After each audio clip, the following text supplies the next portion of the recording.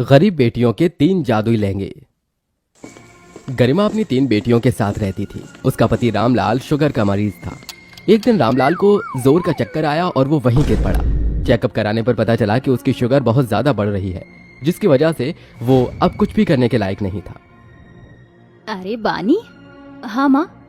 बेटा मुझे ना आज पड़ोस वाली आंटी का सूट थोड़ा जल्दी सिल कर देना है, तो तू मेरा एक काम कर दे। क्या काम है? तू अपने पापा को जाकर ये दलिया खिला दे। जी माँ।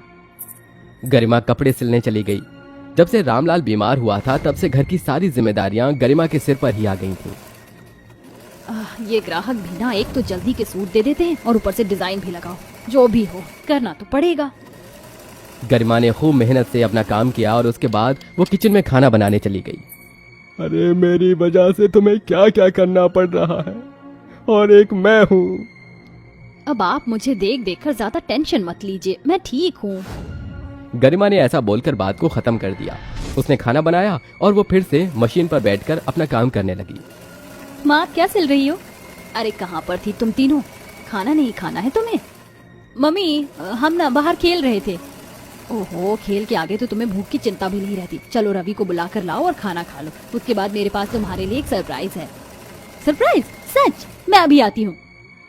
रावी अपनी बहनों में सबसे छोटी थी। सबसे बड़ी बहन की उम्र 12 साल थी। तीनों ही गरीब बच्चियां सरप्राइज का नाम सुनते ही बहुत खुश हुई और खुशी खुशी अपने घर आ गईं। माँ कहाँ है हमारा गिफ्ट? ये रहा। गरिमा ने अपनी तीनों बच्चियों को अपने हाथ से सिला हुआ एक एक सलवार सूट दिया। ये भला कैसा गिफ्ट है माँ? हम सलवार सूट ही तो पहनते हैं। हाँ लेकिन ये वाला नया है और ये गर्मी के हिसाब से सबसे अच्छे कपड़े होते हैं। देखो तो तुम्हारे सूट भी कितने अच्छे लग रहे हैं। हाँ आपने ठीक कहा माँ, ये बहुत सुंदर हैं। गरिमा ने किसी तरह अपनी बेटियों को सस्ते सस्ते सूटों से ही खुश कर दिया। वो हमेशा ही अपनी बच्चियों को अपने हाथ से सिलकर बिल्कुल सादे सादे कपड़े पहनाती थी और उसकी बेटियां भी उन्हें खुशी से पहन लेती थी। इसी तरह से दिन बीतते जा रहे थे।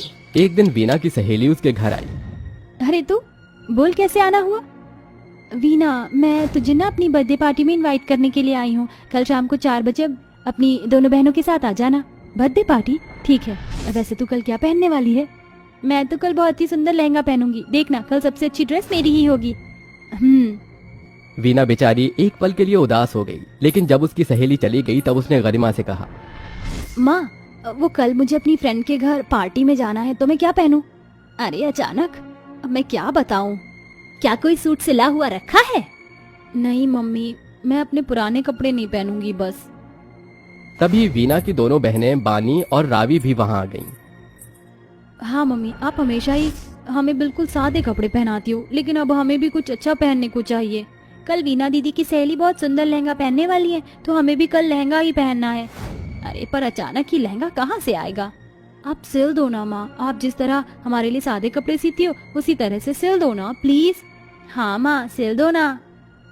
अपने बच्चों की फरमाइश करते हुए मासूम चेहरे गरिमा से देखे नहीं गए और उसने उनके लिए लहंगा सिलने को हाँ कर दी। लेकिन सवाल ये था कि वो इतने कम समय में लहंगा सिलती किस चीज से? मेरे पास तो अच्छी सी नेट लाने के लिए भी पैसे नहीं है। एक काम करती हूँ। गरिमा ने किसी तरह सिलाई की बची हुई कतरों और बेकार पुराने कपड़ों से कपड़ा निकाल कर 3 लहंगे बना दिए। वो लहंगे देखने में बहुत ही अजीब थे। माँ लहंगे बन गए क्या? हाँ बेटा बन गए। अब तुम इन्हें पहन लो और जल्दी से पार्टी में चली जाओ। बेचारी बच्चियां ये भी ढंग से नहीं जानती थीं कि लहंगा कहते किसे हैं।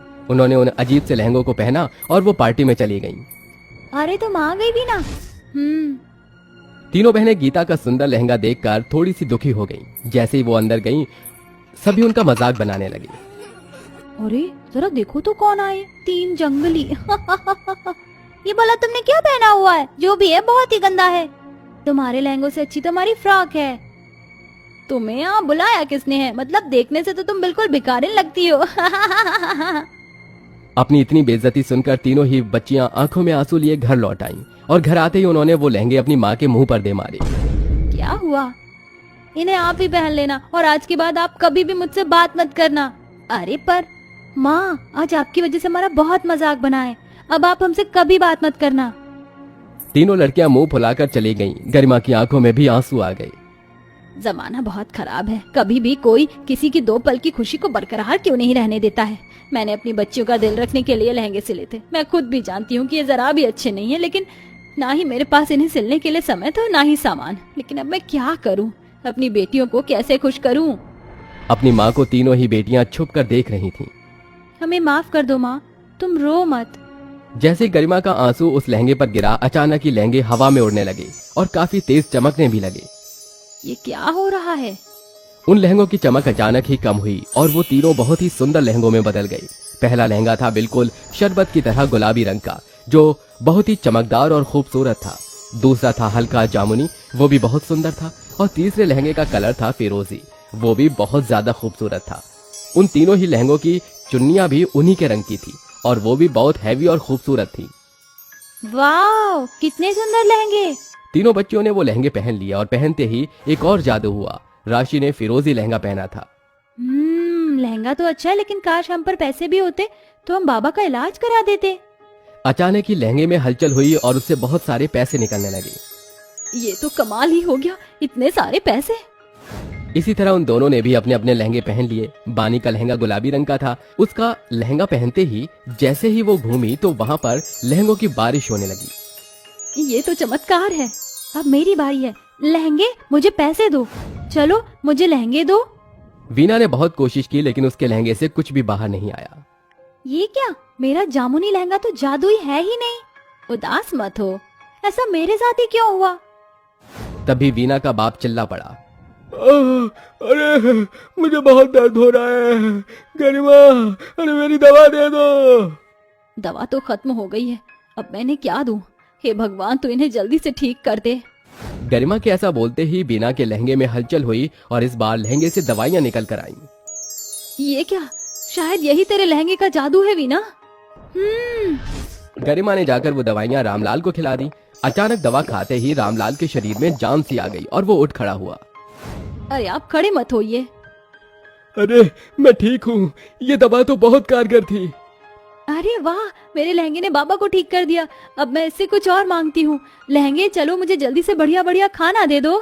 तभी फिर से हलचल हुई और बहुत से स्वादिष्ट पकवान उनके सामने आ गए। कमाल है।